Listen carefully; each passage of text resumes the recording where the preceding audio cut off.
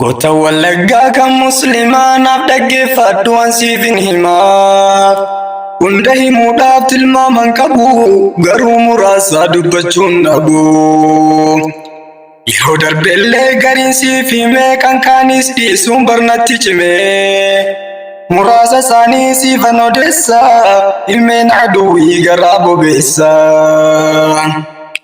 Sheek Saalee Canqaa bareedaa namaa. Of harkaa qaba ilmii garlamaa. Naawwii fedhiidhaaf fikii barsiisa. Aqiidaas feetuu sitti agarsiisa.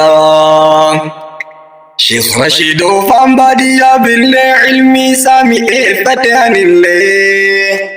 Ofii ijoollee akka jaarsaati wallaggaan baraa addaan baasaati.